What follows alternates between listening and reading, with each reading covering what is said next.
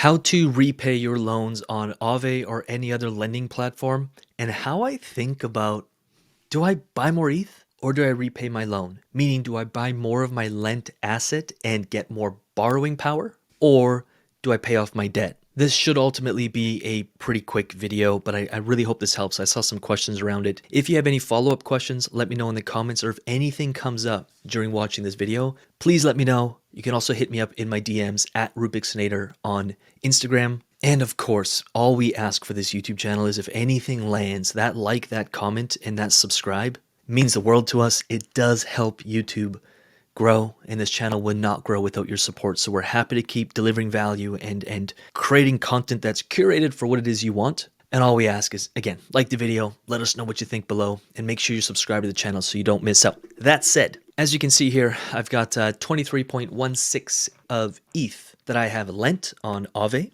and I have borrowed, it was over $30,000, but I've been paying off some of this loan right now with the cash flow from my DeFi portfolios. In this instance, we're going to be looking at VFAT. Funny enough, I've also been waiting for one of these to go out of range so I can do a video on how we rebalance and how we think through it. But these things will not get out of range. But if you do want a video on how I think through rebalancing, the steps we follow, how I think about setting ranges, do let me know in the comments below. But basically, I take these daily rewards, which is around $1,300 on average right now. And as you can see, since yesterday, I've got another $1,300. So about actually almost exactly 24 hours ago, I got my 1 day's pay, which is around $1,300, and I paid off some of my debt. This was at $30,000. So I put around $1,200 and I dropped it to $28,800. 24 hours later, which leads us to now, I have another $1,300 that I've collected from my DeFi portfolio, and I am choosing to pay down this loan instead of buy more ETH. Whereas the week before, I was making yields in my portfolio. I made around $8,000 and I bought $8,000 more of ETH because I thought it was a great entry. Now ETH has pumped,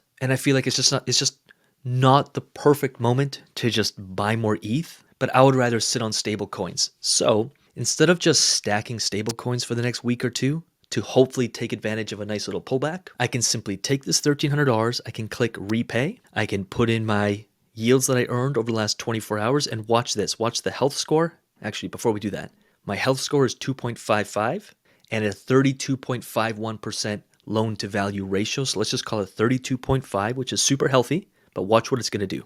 Repay, max, repay, confirm, and we went from 28.8 to 27.4. My health score has increased and I dropped down to 30, basically 31 or 30.9, 31% LTV.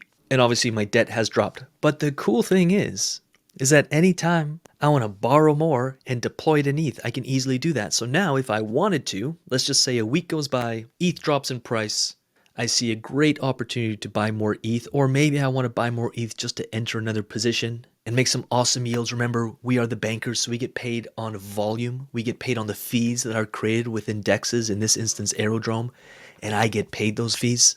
I mean, in fairness, Aerodrome works a little bit different than, a DEX like Uniswap, but we still earn the fees from the users that are swapping, buying, selling, trading. We are the bank, and so I cash flow, and then I take that cash flow and I build my bull run bag with it. There's multiple ways to do it. In this instance, I repaid the loan when everyone was going crazy for ETH. Let's just say ETH has a bit of a pullback. I can easily just say, oh, hey, let me borrow that, whatever it was, $1,400 of ETH back. I'm going to borrow that USDC back. Done. So in a moment, my debt will go back to where it was 5 minutes ago. Bam. And if I wanted to, I could take this $1,500, I could buy some ETH with it, which there's multiple ways you can do it. I could actually do it within AAVE. I could go switch. I could go, I want to switch my USDC over to ETH, and I could approve, continue, and I could switch. Sometimes they'll just give you the most favorable return, so I usually do it on the DEX itself. I could do this, buy some ETH, which as of this exact moment, I don't want to do. I think it's overbought just in the short term.